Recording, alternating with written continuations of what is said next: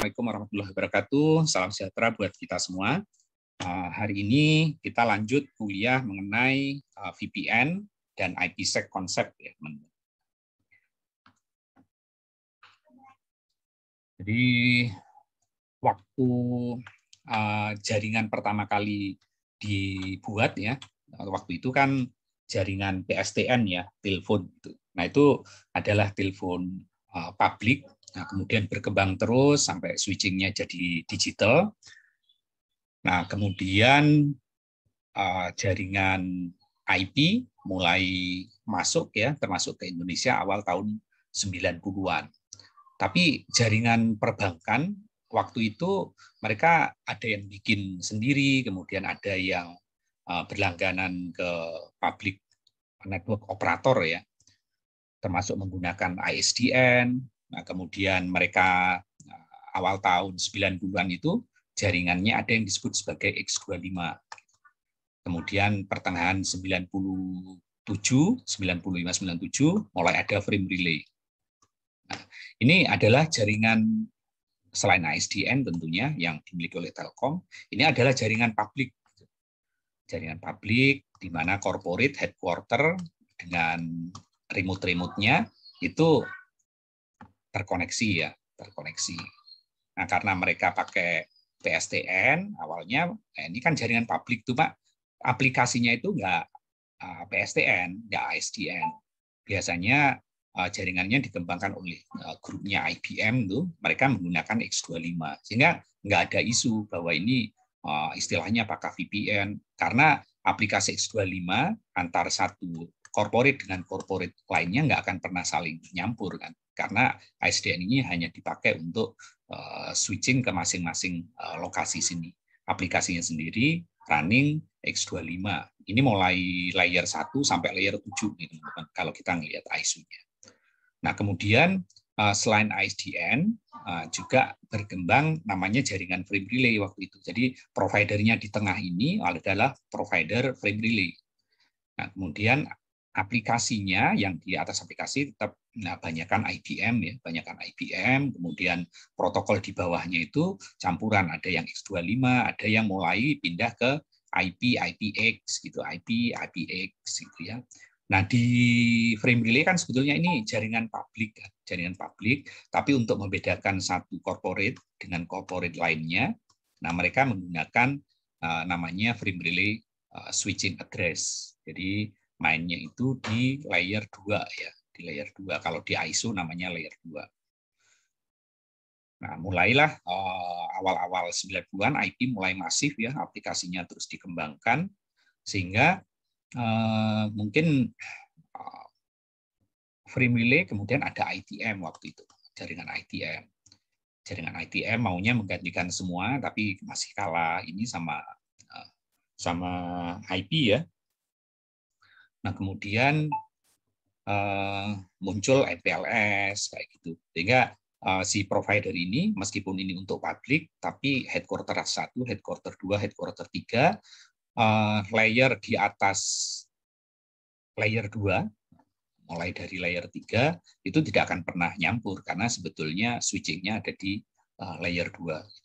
Sampai akhirnya jaringan IP semakin masif, kemudian interface Ethernet semakin banyak digunakan. Dulu Ethernet itu nggak akan pernah digunakan di jaringan tengah sini, karena di tengah sini ini interface-nya biasanya adalah interface yang standarnya ini either STM itu atau SONET ya. Jadi SDH ya, jaringan SONET atau SDH. Ya, di sini speed-nya itu paling namanya STM1, STM4, STM16. Jadi kecepatannya itu 155 Mbps, 625 Mbps, dan seterusnya. Jadi nggak ada interface di switching ini yang menggunakan Ethernet. Tapi lama-lama di awal tahun 2010 mulailah karena Ethernet itu kayak murah dan mudah ngaturnya ya. Nah, ini mulai berkembang, kita menggunakan gigabit Ethernet, kemudian 10BSD, ada yang mulai 100 ya, saat ini sudah ada yang 400 Gbps ya. Nah, sehingga jaringan ini pun menggunakan jaringan IP, bukan hanya layer 2 ya. Tapi mereka kadang-kadang sudah menggunakan jaringan IP karena ini bukan hanya network operator yang main di tengah, tapi sudah ISP. Sehingga istilah VPN dan yang related to itu termasuk protokolnya menggunakan IPsec itu mulai masif ya, mulai masif.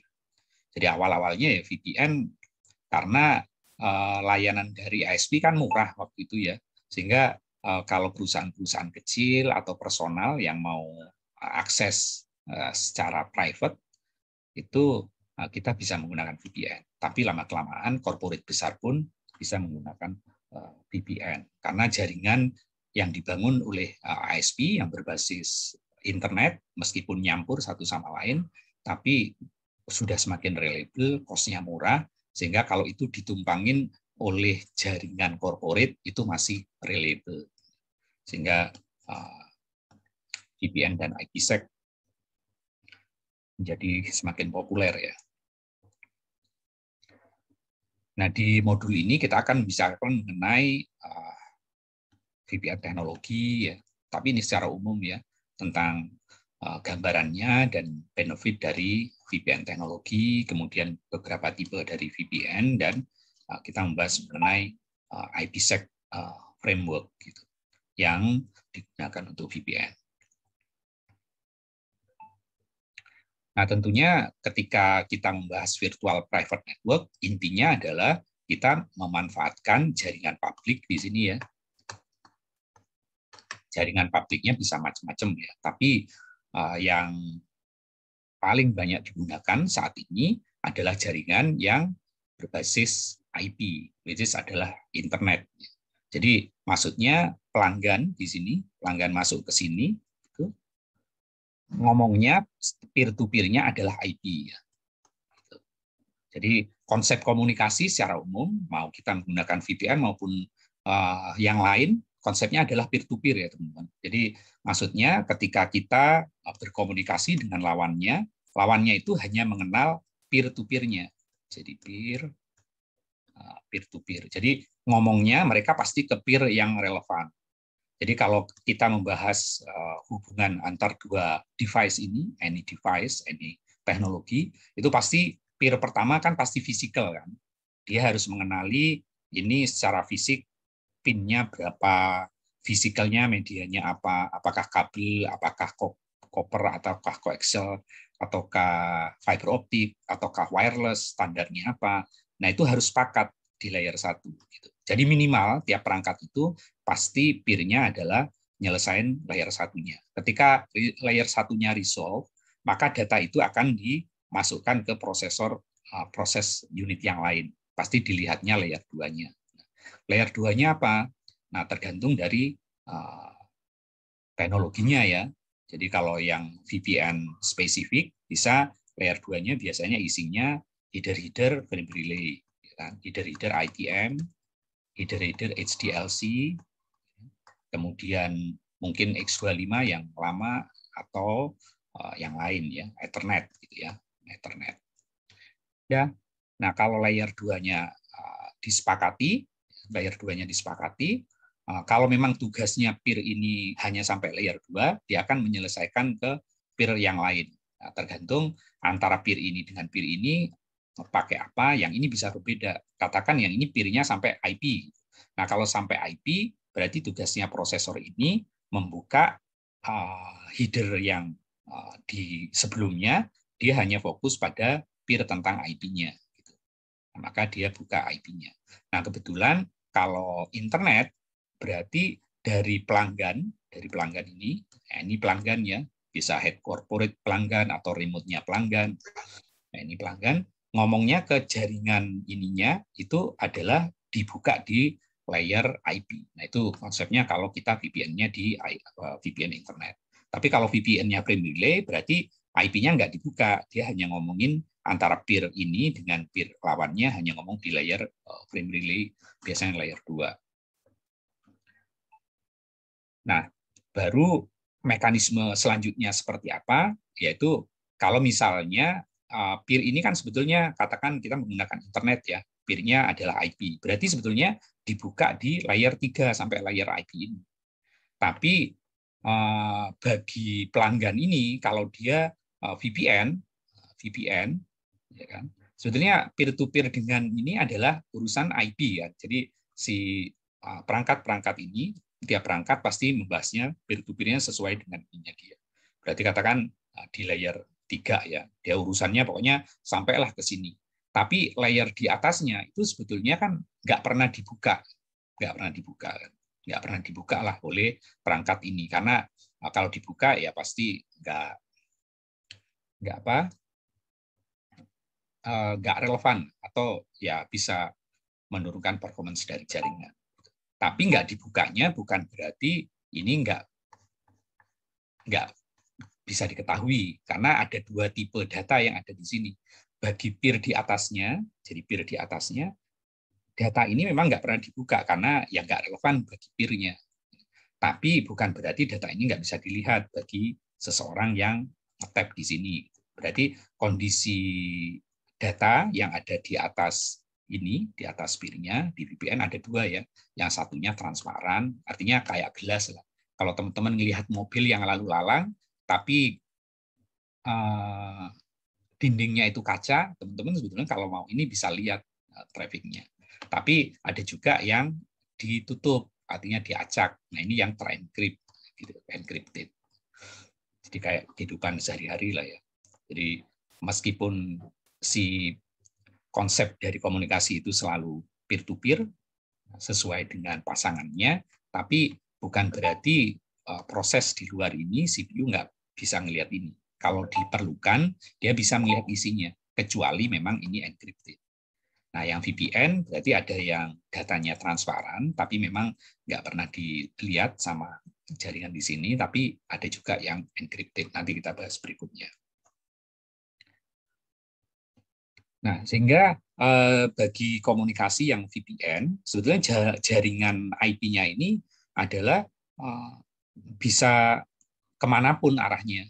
Artinya di layer IP-nya sini dia bisa ke sini, kemudian bisa ke manapun ya, bisa ke manapun. Nah, tapi data di atas layer 3-nya ini, layer 3-nya bagi si penyedia internet ini nggak akan pernah dilihat. Nggak pernah dilihat, sehingga meskipun ini tumpangin IP lagi, sebetulnya IP berikutnya adalah IP VPN-nya kan, nah itu nggak akan dilihat. Jadi kayak ditumpangin lah ya. Nah, di sini konsepnya VPN itu ya ini, sehingga karena konsep jaringan, konsep komunikasi dimanapun adalah peer-to-peer, dia hanya membuka sesuai label peer-nya. Ya sama di kehidupan sehari-hari kan. Kalau teman-teman ngirim surat atau ngirim kalau sekarang kan bisa order ya, bisa order online, mau beli barang lewat online, Tokopedia, Bukalapak, Blibli, kemudian mungkin Shopee ya, atau yang lain gitu. Nah itu pasti barangnya apa, kurirnya nggak akan tahu kan, karena kurir ke kita itu ngomongnya pasti address yang ada di atas amplop. Begitu juga kalau ekspor impor. Mungkin amplopnya bakal banyak, tapi dia pasti envelope berikutnya dia akan ke peer yang bersesuaian. Nah, sama kayak IP di sini. Jadi setiap saat komunikasi itu pasti peer-nya adalah yang berhadapan. Nah, yang berhadapannya ini bukan berarti harus secara fisikal berhadapannya. Jadi peer fisikal pasti selalu berhadapan. Tapi peer layer 2 itu biasanya berhadapan, masih pasangan. Layer peer 3 seperti teman-teman kalau belajar tentang networking, baik di Cisco, Huawei, atau yang lain, itu pasti kalau IP to IP, peer-nya ya peer 3-nya. Peer 3-nya, fisikalnya mungkin yang lain-lain. Nah, tapi peer VPN ya jadi nggak jelas sebetulnya konsep layer 1, 2, 3 gitu kan. Tapi layer to layer-nya, layer VPN itu ya masih di layer ya antara 2, 3 lah ya.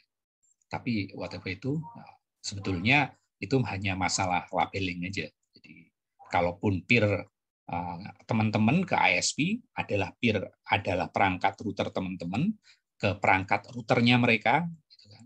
Jadi pasti layer ininya ke layer akhirnya. Nah, VPN itu ya sama-sama layer 3, cuma yang ini jadi data bagi layer IP yang ada di sini ya. Sehingga peer-nya ya hanya perangkat teman-teman dengan perangkat teman-teman. Tapi kalau IP teman-teman dengan ISP ya dengan perangkat router atau gateway-nya ISP. Tapi kalau VPN meskipun sama-sama IP, peer-nya itu pasti adalah peer yang perangkat teman-teman sendiri. Jadi meskipun kita menggunakan jaringan publik gitu, tapi ya karena sifat dari komunikasi adalah peer-to-peer ini, sehingga seakan-akan kalau ini adalah kita dengan lawannya, remote dan corporate, nah mereka hanya berhadapan dengan antara titik ini dengan titik ini, gitu kan. Sebenarnya kalau konsep IP kan peer-to-peer-nya yang ini pasti dikenali oleh ini kan, karena IP ini kan harus dilihat di forward gitu kan. Nah, peer-nya di sini di internet. Tapi karena ini menggunakan jaringan publik, tapi seakan-akan itu punyaan sendiri, maka on top of ini datanya itu hanya relevan dibuka oleh ujung ke ujung, sehingga ini seakan-akan ketemu peer-nya dengan ini. Itu hanya ya karena namanya di data ya. Jadi sebetulnya bit itu kan nyampe ke semua titik sebetulnya. Tapi karena konsep komunikasi itu peer-to-peer, ya supaya mudah, supaya ini yang relevannya ya hanya header pertama yang dia lihat. Sehingga ini mungkin terjadi. Nah, bisa jadi kalau misalnya IP-nya ini nggak di-encrypt, sebetulnya data bagi semua entitas yang ada di sini, bit by bitnya itu mengikuti order tertentu kan, karena ada aturannya kan. Kalau kita berkomunikasi menggunakan aturan IP, nah itu kan pasti paket ini adalah paket IP, berikutnya setelah header ini paket apa, mungkin UDP, TCP, berikutnya apa. Nah itu bisa transparan, sehingga semua orang bisa melihat aplikasinya. Itu pun kalau nggak di-encrypt, aplikasinya adalah kode ASCII pasti, atau Unicode gitu kan. Nah ini bisa transparan. Tapi kita juga mungkin bahwa di atasnya ini bisa kita encrypt, sehingga VPN ini bisa juga kita encrypt ya supaya data pada dasarnya dia nyampe ke semua titik. Orang yang akan ngelihat di sini dengan tools itu pasti nggak akan, sebetulnya data ini tidak mengikuti rule set dari aturan yang sudah ada. Ya kalau IP aturannya udah tidak gitu ya. Kalaupun aplikasi ini udah nggak ngikutin Unicode karena udah diacak. Gitu.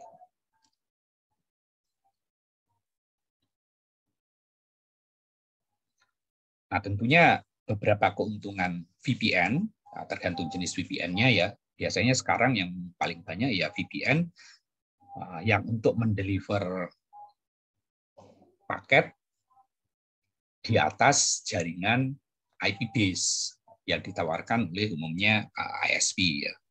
Tapi bisa aja VPN itu ya VPN yang karena memang mekanisme ininya di layer 2 kayak frame relay gitu ya, atau ITM, masih beberapa digunakan di ADSL itu.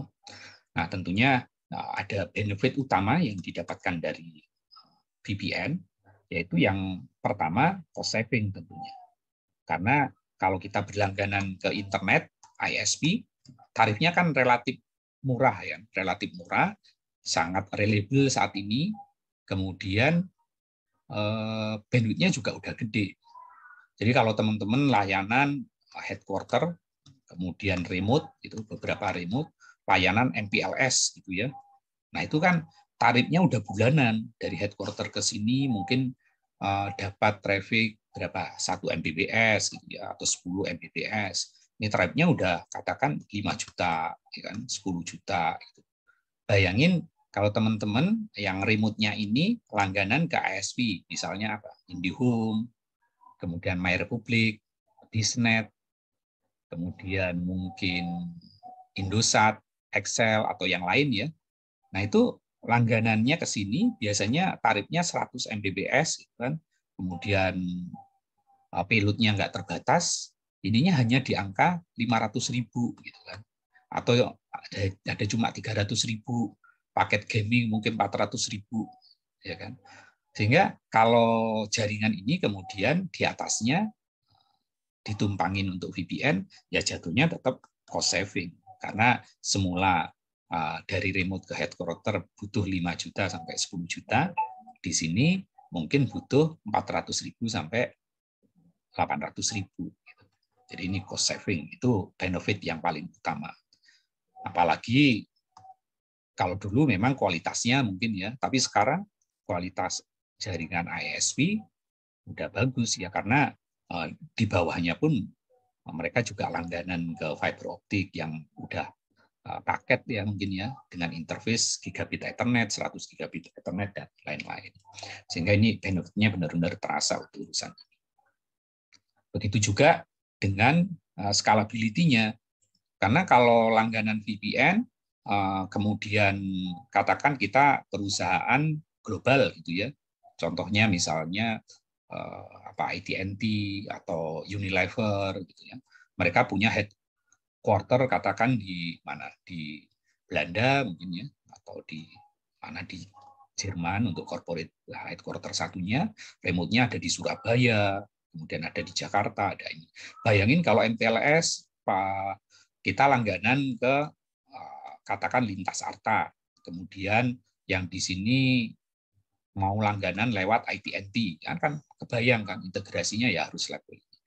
Sementara kalau pakai VPN ya udah, ini pakai internetnya siapa gitu ya, ini ke internetnya siapa, kan udah diserahkan ke internet, setelah itu ditumpangin VPN, sehingga scalability-nya dapat, udah murah, scalable.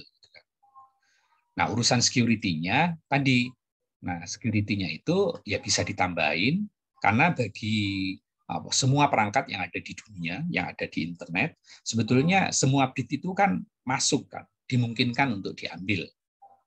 Mungkin karena konsep komunikasi yang diambil itu hanya sesuai peer-nya. Tapi bagi seseorang, mungkin attacker ya, dia itu bisa mengambil semua layer. Kalau teman-teman attach ke network sini, kemudian lihat pakai sniper, wireshark, itu kan sebetulnya semua bit kan masuk kan. Semua bit itu meaningful kalau ini mengikuti rule tertentu. Nah, kebetulan kalau rule-nya tidak mengikuti rule tertentu, rule yang random, salah satunya dengan enkripsi, yang ini jadi meaningless bagi seseorang yang akan melihat. Maka disinilah konsep enkripsinya. Karena dengan enkripsi, tapi autentikasinya diperlukan kan untuk memastikan bahwa itu memang untuk kita. Karena kalau memang data ini diperlukan untuk ini, relevan untuk dibuka, maka dibuka. Kalau nggak relevan dibuka, terus dibuka, ngabisin resource yang ada di sini. Maka tentunya antara encryption sama authentication protocol harus di jalan satu arah. Ya ibaratnya gini deh. Jadi kalau teman-teman ngirim surat rahasia, dan di amplopnya ditentukan kan, ini untuk si A, ini untuk si A.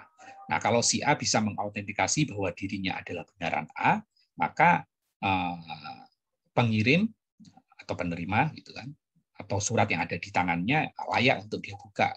Kalau enggak, yang ngabisin resource-nya A. Wong ini bukan surat untuk dia nggak tahu dirinya apa, dia buka, yang ngabisin resource-nya dia. Sehingga enkripsi dan authentication jadi satu paket di sini. Kemudian compatibility, ya karena jaringan internet IP udah jadi standar ya.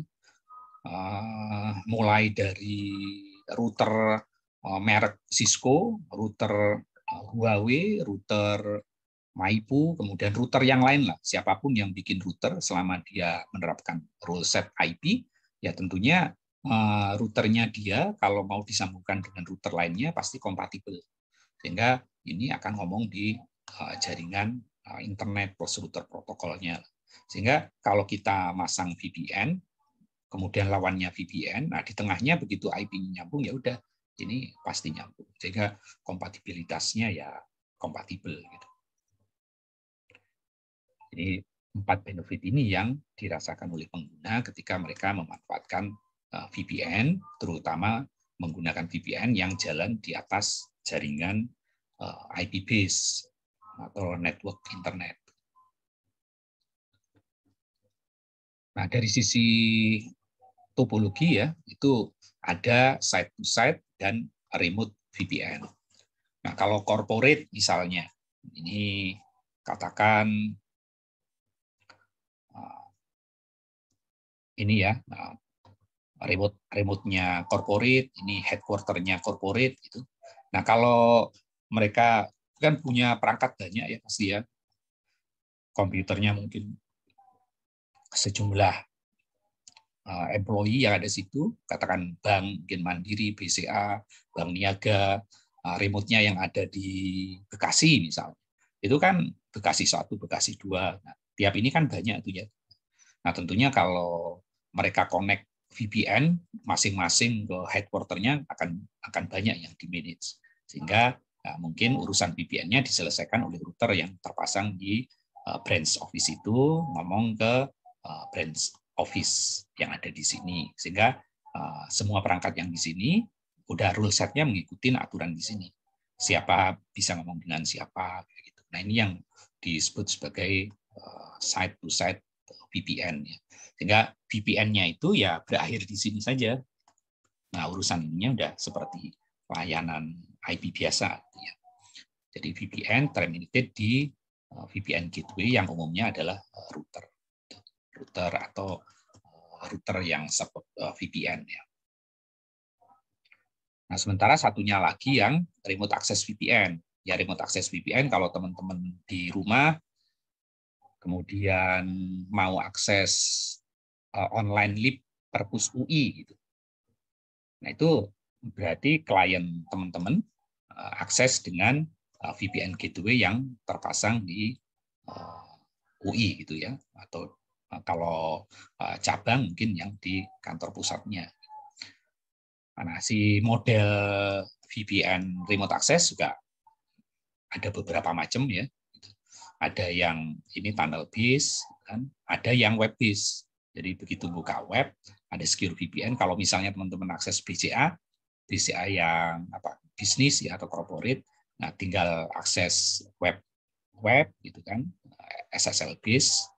Kemudian aplikasi teman-teman, terus biasanya web sudah on top of tunnel ini. Gitu. Jadi ini establish antara end devices ya, antara klien sama VPN gateway.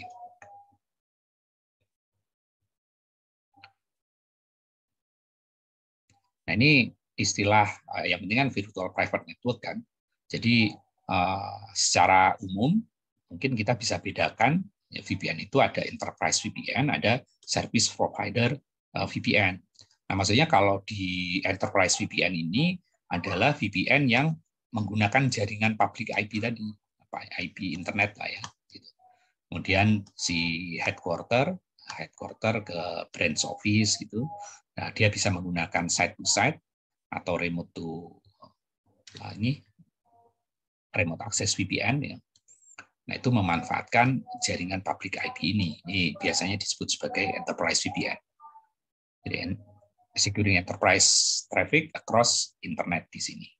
Tapi ada juga yang memang networknya ini public tapi nggak ngomong di level IP.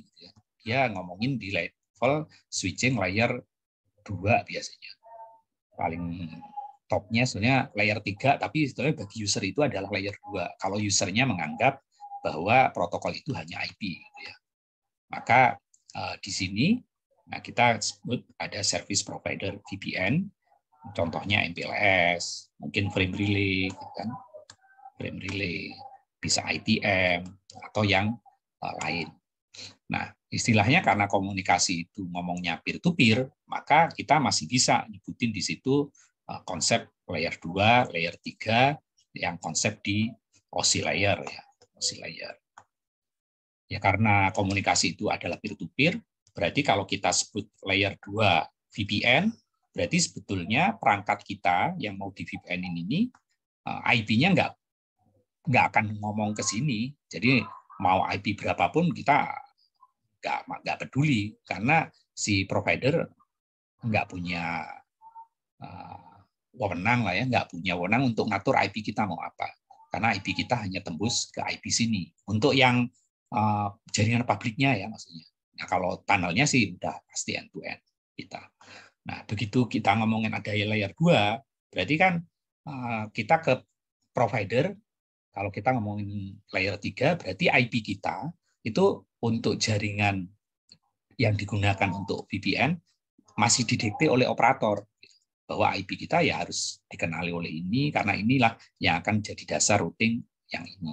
Routing untuk MPLS. Jadi ada MPLS layer 3, itu ada MPLS layer 3. Itu hanya masalah IP kita itu ngomong nggak dengan perangkat pertama yang ada di jaringan operator. Gitu. Nah, ini beberapa tipe dari VPN ya. Ini kita ambil dari Cisco ya, karena kita ininya ngambil dari ENSA ya. Nah, ini remote access VPN. Tadi kan ada site to site ya. Site to site tentunya semua urusan VPN-nya diserahkan ke antar gateway ke gateway ini, di sininya bebas.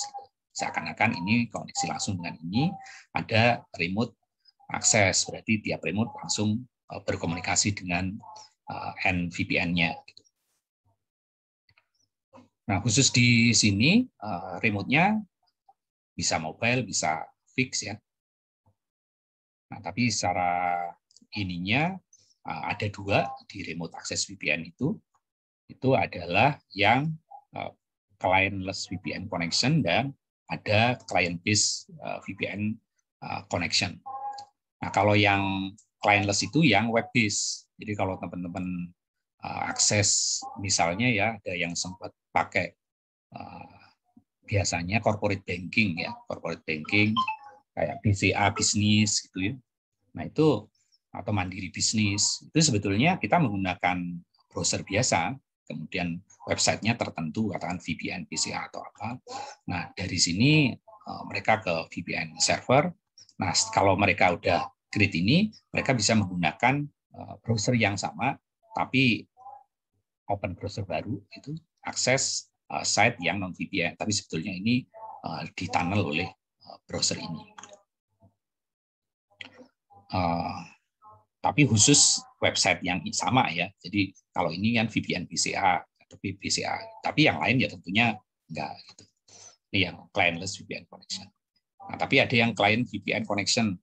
Contohnya kalau teman-teman ingin akses konten tertentu, tapi yang IP-nya itu nggak masuk di catatan DNS-nya ISP yang ada di Indonesia atau ISP teman-teman, bisa menggunakan Cisco AnyConnect, bisa Northwind atau bisa yang lain. Nah, itu tergantung kita menggunakan apa. Nah, supaya VPN kita secure, nah ada beberapa mekanisme untuk membentuk VPN. Tapi intinya VPN itu adalah kalau IP base, ya IP yang di sini teman-teman akan peer-to-peer-nya dengan ISP-nya, gitu kan? Nah, ini udah urusan ISP-nya, tapi antar perangkat teman-teman peer di sini bentuk peer lain, gitu kan? Peer-nya dari sini. Nah, bagaimana membentuk peer ini? Biasanya kita pilihannya either menggunakan IPsec ataupun SSL. Gitu. Nah, biasanya yang SSL ini yang untuk ini yang clientless VPN connection yang untuk web based, sementara yang untuk untuk ini aplikasi ya, kita menggunakan aplikasi tambahan. Nah, biasanya itu aplikasi tambahannya sebagai remote client dari IPsec. Ini feature-feature ya secara umum, bahwa untuk aplikasi yang di-support, yang ini, yang client-based VPN, sama yang web-based VPN, ya tentunya kita bisa lihat ya ini aplikasi ya yang memanfaatkan tunnel itu tentunya bisa gitu kan. All application based. Jadi misalnya kita menggunakan aplikasi Cisco Connect atau Northwind atau VPN yang lain. Kebetulan kita menggunakan internet kita dari Indonesia, VPN-nya kebetulan di US gitu kan. Yang sebetulnya traffic di atasnya IP ya menggunakan IP juga itu tidak akan dibuka oleh jaringan ini ya karena sifatnya kan peer to peer. Kalaupun berusaha dibuka karena dia di-encrypt ya dia nggak akan bisa dibuka sampai dia lewat gateway-nya yang ada di US. Nah, di sini baru balik normal. Jadi seakan-akan kita part of jaringan yang ada di US. Ini aplikasi bisa web, kemudian bisa FTP, kemudian mungkin WhatsApp, gitu kan, apapun. Nah itu bisa, gitu kan, selama dia IP base kalau kita menggunakan IP base ini. Jadi ini kita sebut sebagai ekstensif. Sementara kalau yang secure socket layer ini hanya terbatas untuk web application only. Kemudian authentication-nya, nah ini yang IPsec bisa two-way authentication ya. Kemudian yang ini one way atau two way, tapi sebenarnya pilihan ya kalau kita mau two way juga bisa. Tapi kita sebut ini strong, ini moderate. Encryption strength ya tentunya tergantung dari algoritma yang digunakan ya. Kalau sama-sama menggunakan AES 256 ya sama-sama strong. Sehingga kita asumsinya ini strong, ini moderate to strong tergantung pilihan algoritma enkripsinya dan kunci yang digunakan. Connection complexity, ya ini karena butuh VPN client kan kita harus install dulu. Sementara yang ini any web browser. Connection option-nya, ya semua device pasti support web browser. Bisa dari Chrome, kemudian bisa dari Edge, atau yang lain ya. Sehingga semua device yang support browser bisa menggunakan ini, sementara ini hanya terbatas pada perangkat yang kompatibel terhadap VPN client yang akan diinstal. Nah, kalau yang side to side ya tentunya tergantung dari VPN gateway-nya yang ada di sini yang akan ngomong dengan VPN gateway lawannya ya. Ini aplikasi yang ada di sini bisa ya kan? Karena kalau VPN-nya adalah ITM, frame relay, ya ini bukan hanya IP yang bisa masuk, bisa IPX atau bahkan yang aplikasi proprietary ya. Tapi kalau ininya IP, ya paling ini aplikasi yang IP based. Nah pilihannya yang di sini ini bisa di-encrypt, bisa nggak encrypt kan? Kalau yang di-encrypt berarti perangkat ini harus ada tambahan tugas untuk mengencrypt yang dikenali oleh ini. Jadi semua aplikasi, semua network yang ada di sini bisa connect ke sini. Gitu. Sehingga pilihannya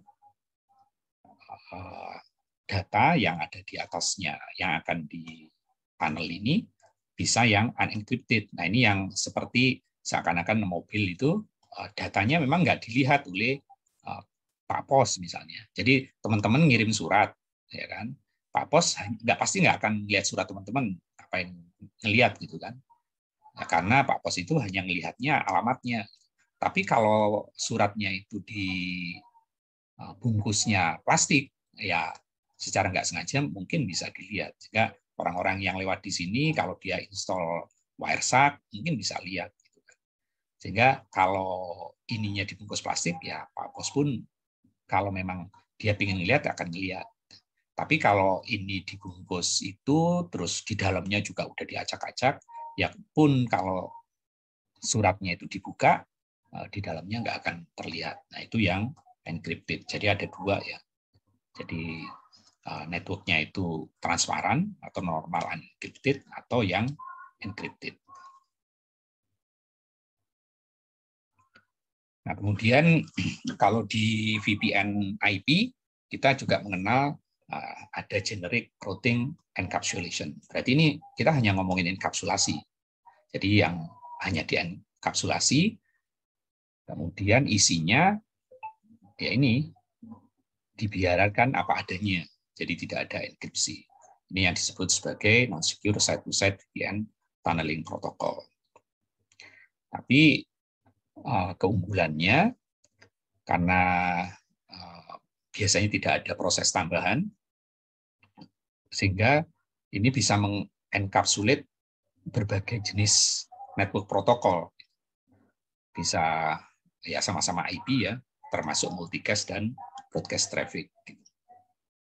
Tapi ini tidak support encryption. Nah, kalau mau support encryption, JRI-nya dikombine dengan IPsec ya. JRI packet can be isolated into IP packet to provide secure to destination VPN gateway. Berarti paketnya dienkapsulit lagi sama IPsec.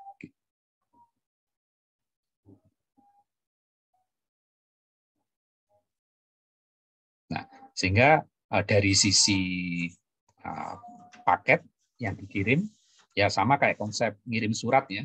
Mau surat kita bungkus lagi di dalamnya, bungkus lagi di dalamnya, terserah kita kan. Tapi penyedia logistik itu bisa bungkus lagi tambahan kan. Bungkus lagi tambahan ya terserah. Bungkus lagi tambahan terserah. Kalau misalnya yang ini logistik untuk area kota, yang ini antar kota, yang ini antar provinsi. Begitu dikirim paket pakai peti kemas ya dibungkus lagi sama peti, ditambahin label lagi di peti itu, yang itu nggak ada masalah. Nah, kebetulan untuk pengenkapsulasian paket yang diatur oleh IP itu yang diaturnya adalah mulai dari layer 3 ya kan, DOC layer ya, layer 4 dan layer aplikasi gitu kan. Layer aplikasi itu sampai HTTP itu standar. Sehingga kalau orang lain nambahin paket ini ya router berikutnya mungkin nggak akan kenalin, ini dianggap error bagi layer 4. Tapi kalau memang tujuannya tidak untuk dikenali, ya tinggal ini diacak, tinggal ini diacak. Yang penting paket di sini nyampe. Sehingga ya nggak ada masalah mau IP di sini, IP di sini. Sehingga konsep OSI layer itu ya pada akhirnya sebetulnya hanya masalah standar bagaimana peer itu akan berkomunikasi dengan kita. Nah, peer ini kalau misalnya kita menggunakan VPN, berarti peer ini harus ketemu dengan peer ini. Jadi kalau kita di ISP ya ini ketemu dengan ISP gitu ya. Nah, sementara setelah itu baru tambahin GRE, kemudian ini paket IP bawaannya. Nah, kalau ini mau di-encrypt nggak ada masalah. Sehingga di sini ada istilah ini passenger protokolnya bagi VPN ya. Di sini. Ini yang memang akan dienkapsulit oleh JRI. Kemudian JRI protokol ini merupakan enkapsulasi ini bagi passenger protokol yang dia di atasnya IP. Ini contoh JRI over IPsec. Ini kan aslinya IP paket, kemudian dibungkus JRI tunnel supaya broadcast multicast-nya bisa masuk gitu kan. Setelah itu dia running on top IPsec. Nah, yang ini bisa dienkapsulit lagi, bisa di-encrypt lagi. Nah, kalau teman-teman bikin mekanisme gitu kan untuk mekanisme networking, kemudian simulasinya pakai apa biasanya itu? Yang rilis 3 ya, NS3. Kemudian mungkin simulasi pakai apapun ya boleh-boleh aja. Masalahnya di network itu kan bukan hanya kita bisa mensimulasikan ini. Kalau untuk teman-teman mau bikin skripsi terkait network itu untuk lihat performance-nya, kemudian meningkatkan perbandingan security-nya antara IPsec sama mungkin IP apa yang teman-teman bikin itu boleh-boleh aja. Tapi untuk dikenali oleh market ini butuh sesuatu. Nah, sesuatu itu supaya dikenal oleh perangkat yang dibeli oleh user. Nah, yang bisa melakukan ini tentunya adalah asosiasi atau manufacturer besar. Contohnya Cisco, mungkin Huawei, mungkin siapa lagi gitu ya. Ya karena mereka mengintroduce ini protokol. Karena protokol itu kan masalah dia disepakati atau enggak oleh yang lain. Gitu kan. Bukan karena ini yang paling bagus. Yang paling bagus mungkin kalau teman-teman baca di paper, ya ada yang lebih bagus dari ini, tapi mungkin nggak diadopsi gitu ya. Nah, jadi kalau konsepnya ini GRE over IPsec kira-kira seperti ini. Jadi pada dasarnya karena komunikasi adalah peer-to-peer, maka original IP ini peer-nya ini, gitu kan, yang berhadapan ini. Sementara untuk di sininya mungkin GRE tunnel, tapi yang ini ya terserah itu sih, tergantung dari ini kita N-nya di mana gitu ya. Nah, di tengah sini yang namanya internet, ya perangkat yang ada di internet itu mengenalnya ya hanya lapisan IP paling luar, karena di internet itu hanya memforward IP kan. Nah, pasti IP-nya itu adalah ada sesuatu IP yang dikenal, karena internet ini itu perangkatnya kan any perangkat kan, mulai dari perangkat yang dibeli dari Cisco, Maipu, Huawei, kemudian mungkin Dinet, ya any perangkat. Ya, sehingga kalau any perangkat, berarti yang di internet ini standar forwarding-nya itu adalah menggunakan standar protokol yang sudah kita definisikan, which is antar lokal, antar IS number mungkin menggunakan OSPF, mungkin RIP gitu ya. Kemudian antara IS number mungkin menggunakan IGMP kan, atau yang lain gitu ya. Nah, standar yang di sininya, secure-nya network yang kita bangun, pasti paket itu pernah nyampe di semua ini, cuma diinvestigate sampai layer IP-nya pasti.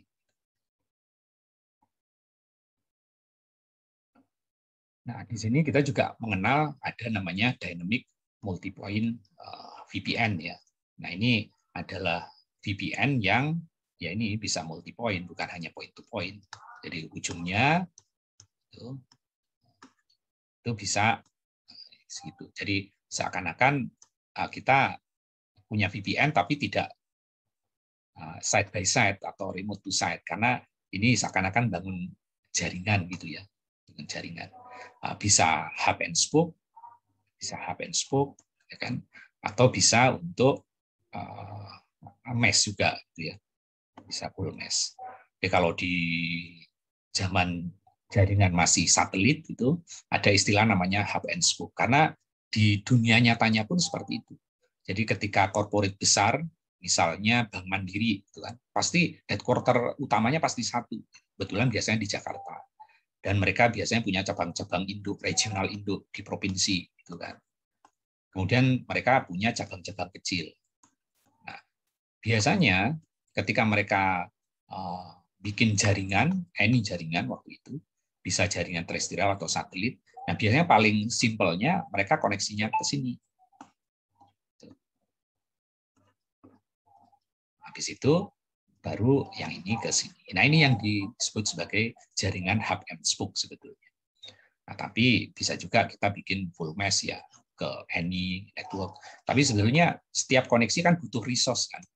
Dari sisi bagusnya mungkin mesh topology bagus, tapi dari sisi resource tiap koneksi itu butuh resource, sehingga nggak selamanya mesh topology itu adalah yang terbaik untuk tiap kondisi.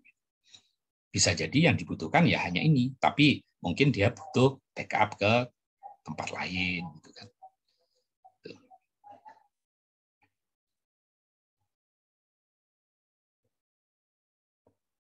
Nah, kemudian konsep dari IPsec Virtual Tunnel Interface, nah, kira-kira ini ya, IPsec Virtual Tunnel Interface ini bisa untuk memproses dan mensupport ini multiple site dan multiple remote access ya. Jadi katakan kita punya headquarter di sini, kita punya branch, traffic, any traffic, berarti kan bisa traffic mungkin VLAN, bisa masuk di situ, multicast, unicast, kemudian broadcast bisa masuk di sini. Kemudian ini bisa di route menggunakan IPsec VTI. Nah, apakah vendor lain spot ini? Ya nggak ada masalah, tapi yang penting bagi teman-teman ketika mempelajari tentang VPN, mendesain sebuah jaringan, memanfaatkan VPN, yang penting tahu konsepnya, kenapa kok VPN jadi populer, pilihan VPN itu apa saja, bagaimana mengamankan VPN. Kemudian ketika saya masuk ke ISP gitu kan, saya itu ngomong dengan IP berapa, IP-nya yang perlu di-manage itu apa, itu yang juga penting dipelajari. Karena jadi kalau teman-teman punya router di sini ya, teman-teman nanti kerja mungkin di perbankan misalnya ya, kemudian mau bikin VPN. Nah, ISP-nya kan bisa macam-macam tuh. Ini ISP 1, ini ISP 2, ini ISP 3. Nah, tiap ISP itu kan ngomongin IP-nya kita harus menyesuaikan kan. Kalau kita banyak ya kita bisa minta ke mereka. Tapi ISP-nya kalau ini menggunakan router yang sama, pada akhirnya IP yang ada di sini akan nyampur dengan ini kan. Gitu. Jadi kadang-kadang ISP itu juga ada yang ini menggunakan IP tertentu ya.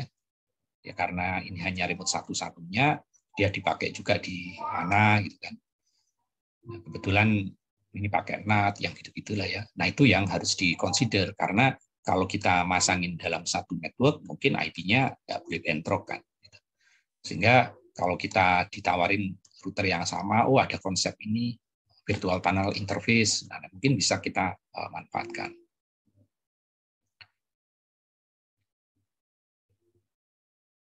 Nah, kalau yang di service provider, yang VPN-nya itu, kalau yang di ISP kan memang ISP itu tidak berniat memisahkan klien satu dengan klien lainnya ya. Tapi kalau misalnya ada public network yang memang berencana antara headquarter dengan headquarter klien satunya memang nggak ngomong, gitu. Ya kalau ini sebagai ISP, bukan tugasnya ISP ini untuk memisahkan jaringan headquarter satu, headquarter yang lain kan. Ini klien satu, klien dua, klien tiga. Bukan tugasnya ISP ini untuk memisahkan supaya IP teman-teman ini, IP 423 nggak saling ngomong kan. Bukan tugasnya ISP ini. Nah ini yang konsepnya di sebelumnya. Yang full tunnel itu urusannya si klien. Tapi klien juga harus hati-hati karena begitu bukan tugasnya ISP ini, dia harus cek IP-nya. Gitu. Apakah dia menggunakan IP yang di NAT, di sini berarti yang masuk ke teman-teman IP private sebetulnya, atau IP public. Kalau IP public otomatis teman-teman nggak akan masalah. Gitu kan. Nah, tapi ketika si operator ini bukan ISP, tapi memang provider VPN, nah otomatis sebetulnya IP teman-teman berapapun itu sudah menjadi tanggung jawabnya ISP ini untuk tidak mencampur antara klien 1, klien 2, klien 3 maupun klien seterusnya. Nah, cara mereka supaya IP-nya ini meskipun dapat IP sama, tidak saling nyampur, nah salah satunya dengan solusi MPLS. Solusi yang lain ada nggak? Ada. Ya, banyak pilihan gitu kan. Pakai Metro Ethernet, pakai Green Relay, pakai ITM, kemudian pakai apa yang baru. Tapi teknologi berkembang terus, tapi intinya bahwa si ini itu router-router atau switch-switch yang ada di sini memang membukanya hanya pada IP yang ada di sini, apa pada layer yang relevan dengan klien mereka. Nah, kalau MPLS-nya ini perangkat klien ngomong dengan IP yang ada di sini, jadi IP-nya saling tahu gitu ya. Ya artinya si provider atau klien bisa menentukan, tapi salah satunya harus ngikutin. Nah, itu berarti kita sebut sebagai layer 3 MPLS VPN. Tapi kalau yang di sini kita set sebagai 8 encapsulation, IP-nya any don't care, IP-nya pelanggan nggak pernah dilihat karena saya hanya melihat portnya yang ada di sini, semuanya pasti akan di-deliver ke destination yang mereka minta. Nah, itu kita sebut sebagai layer 2 MPLS VPN. Nah, kalau di layer 3 berarti antara pelanggan sama operator dia ini akan establish peering untuk routingnya ya. Routingnya. Nah, tapi ini ada cost-nya. Memang jarang disebut di buku lah ya. Tapi kalau teman-teman sempat mengimplementasikan MPLS di provider, bikin supaya dia tidak saling ngomong, itu butuh cost. Cost-nya itu related to virtual routing atau virtual router. Karena setiap virtual router itu take resources dari physical router di sini. Itu kenapa kalau kliennya banyak itu ya supaya bisa bedain ini butuh kelas router yang memang gede. Itu memang jarang disebut, tapi itu yang terjadi. Nah, berikutnya adalah framework IPsec untuk deliver VPN. Nah, ini framework VPN. Jadi dia ada confidentiality-nya dengan algoritma enkripsi tertentu bisa dipilih. Kemudian untuk ngecek integrity-nya. Nah, ngecek integrity itu biasanya tugasnya antar peer-to-peer ya. Jadi kalau physical ya dia memastikan bahwa physical sini kompatibel ini nggak ada error, ada CRC-nya. Kemudian layer 2 juga mereka ada checking ini, kemudian layer end-to-end. Nah, di layer IPsec tentunya ada mekanisme untuk cek integrity sendiri. Biasanya mereka menggunakan algoritma hashing. Kemudian untuk mengautentikasi, beneran nggak bahwa paket ini memang tujuannya adalah si penerima ini. Jadi ada mekanisme authentication dan memastikan bahwa originnya memang itu. Nah, kemudian ada mekanisme untuk saling menukar kunci menggunakan algoritma Diffie-Hellman. Kira-kira framework IPsec ya, bahwa mereka punya pilihan di protokolnya, itu kita menggunakan AH atau ISP atau kombinasi antara ISP dan AH. Kemudian untuk menjaga confidentiality-nya, enkripsi, kita bisa menggunakan protokol DES, triple DES, IS, atau SIL. Kemudian untuk ngecek apakah paketnya berubah atau enggak dengan hashing, ada option MD5 maupun SHA. Kemudian untuk mengauthenticate beneran origin ininya adalah itu, bisa dengan RSA atau PSK. Dan untuk mekanisme pertukaran kuncinya, kita bisa menggunakan Diffie-Hellman. DH1, DH2, DH5, dan seterusnya. Nah, kalau di protokolnya, IPsec protokolnya, berarti untuk memastikan, ya sama kayak tukang pos lah ya, karena konsep komunikasi adalah peer-to-peer, ya kita harus memastikan bahwa ini memang untuk, ini memang untuk kita, gitu kan. Jadi untuk si penerima, gitu kan, diceklah header-nya atau dicek apanya. Jadi at least harus ada yang dicek ini. Ya, yang ininya menggunakan jaringan publik. Tapi once jaringan itu masuk ke peer dari IPsec, ya IPsec harus memastikan bahwa dia harus ngecek ini pertama kali. Jadi mengautentikasi bahwa paket ini memang untuk penerima ini, gitu.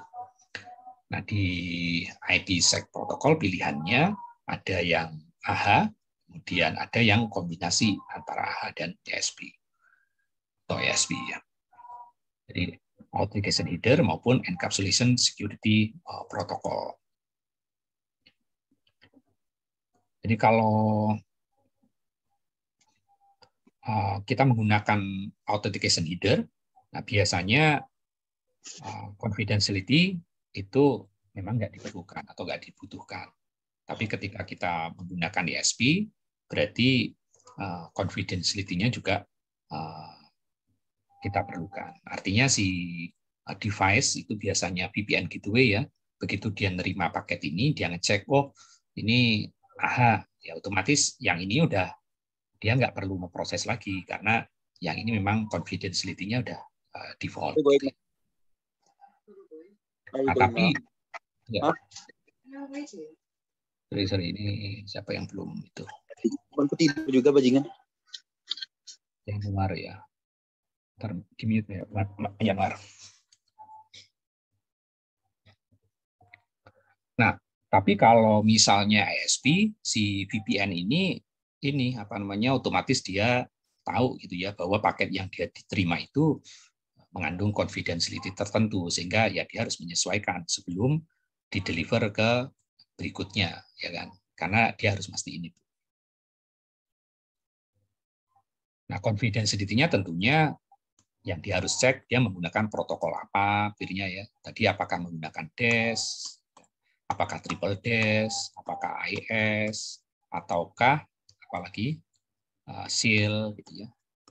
Atau yang lain. Ya kan bisa aja diintroduce baru kan. Jadi bagi user di internet ya kelihatannya seperti ini gitu kan. Artinya sebetulnya ini nggak ngikutin protokol internet yang normalnya lah gitu kan. Karena bagi internet ya kalau mau standar dia kan diceknya itu IP-nya kan. Berikutnya apa TCP apa UDP-nya. Nah, yang ini ya karena dia encrypt ya tentunya susunan bit-bitnya nggak akan mengikuti pola yang sudah disesuaikan untuk standar protokol TCP/IP gitu. Nah, ini pilihannya ya, ada DES, triple DES, AES, SEAL. Nah, kalau yang lain ya bisa aja. Nah, kalau yang DES ini kuncinya 56. Cuma sekarang karena isu security biasanya DES itu nggak banyak dipakai ya. Cuma karena ini cepat ya masih dipakai. Kemudian penggantinya triple DES. Nah, yang secure dan banyak digunakan adalah AES ya. Kuncinya bisa kita pilih antara 3 opsi ini, 128, 192 maupun 256. Maupun yang stream cheaper SEAL. Nah, untuk integritinya teman-teman kalau melihat protokol hashing akan banyak ditemukan jenisnya ya. Ada MD5, ada SHA-1, SHA-2, kemudian ada FIS gitu kan. Kemudian ada apalagi itu. Nah, ya ada beberapa. Jadi teman-teman tinggal lihat itu MD5 tool hashing tool ya, itu muncul tuh opsinya. Nah, kemudian hashing-nya juga bisa dikombin dengan ini jadi HMAC ya. Jadi namanya HMAC di Hash Message Authentication Code gitu. Jadi yang dicek itu hanya bagian ininya biasanya, hash depannya ya. Bukan keseluruhan paket ya tentunya, tapi hanya hash-nya. Nah, ini pilihan apakah menggunakan MD5 ataupun SHA. Nah, kemudian untuk mengauthenticate, kita bisa menggunakan RSA atau PSK. Nah, kalau menggunakan PSK berarti kita menggunakan preserved key, mudah dikonfigur, tapi tidak scalability-nya kalah dibanding RSA. Dan ini mesti dikonfigur peer-to-peer ya. Tiap peer harus dikonfigur, tiap peer dikonfigur. Ya karena ini preset key. Yang lebih fleksibel tentunya RSA, ini yang digunakan juga untuk PKI ya, Public Key Infrastructure, karena yang sebelum dia melakukan autentikasi itu kunci yang akan digunakan ini kan menggunakan AES ya. Jadi teman-teman ketika menggunakan confidentiality di sini, teman-teman tahu di sini bahwa DES, triple DES, AES, SEAL itu semuanya simetrik key. Artinya kuncinya itu memang digunakan harus sama antara transmitter dan receiver. Masalahnya bagaimana kunci ini didistribusikan. Cara pertama adalah dengan preset key. Artinya kuncinya memang sudah harus di-set di sini. Tapi dari sisi keamanan kalau ini hilang gitu ya, ya atau diketahui orang ya tentu ini juga dapat. Nah, supaya enggak ini harus beda-beda antara tiap perangkat. Cuma kan jadi ribet kan. Jadi enggak scalable. Nah, penggantinya tentunya kalau kita menggunakan RSC, kemudian kuncinya dipertukarkan lewat mekanisme ini Diffie-Hellman. Tapi sebetulnya lewat mekanisme public key infrastructure juga dimungkinkan. Nah, ini bagaimana Diffie-Hellman, algoritma Diffie-Hellman, teman-teman bisa pelajari ya. Jadi konsepnya adalah sebetulnya tiap perangkat itu sudah punya value tertentu yang biasanya disebut sebagai public value ya. Nah, ketika dia mau mempertukarkan kunci, kuncinya itu nggak benar-benar dipertukarkan. Jadi seseorang yang akan ada di sini tidak akan pernah melihat kunci yang sebenarnya, karena ini dia hanya melihat part of kunci yang dikirim oleh satu maupun part of kunci yang dikirim oleh dua, tapi si attacker atau man in the middle tidak akan pernah bisa mengkombinasikan dua kunci ini menjadi kunci tanpa pengetahuan tentang value yang sebelumnya disepakati. Itu konsepnya Diffie-Hellman. Nah, bagaimana Diffie-Hellman diterapkan di IPsec? Nah, ini ya tergantung dari grupnya ya. Diffie-Hellman 1, 2, atau 5 gitu kan. Nah, ini detailnya, bahkan dia bisa menggunakan untuk elliptical curve kriptografi ya, selain RSA. Nah, detailnya ini tentunya tergantung dari mungkin rilisnya ya, IPsec rilis berapa, kemudian apakah dia spot, dia 1, dia 2, dia 5, dan seterusnya. Nah, ini kira-kira ya nanti modul praktisnya, nah itu teman-teman silakan mengerjakan di NetAcad ya, di NetAcad itu modul praktis 6, 7, 8 ya, karena jadi satu kesatuan. Nah, ini nanti nilai yang ada nanti saya komunikasikan ini sebagai tugas. Ini yang sudah dipelajari, teman-teman silakan perdalam dengan latihan yang ada di NetAcad.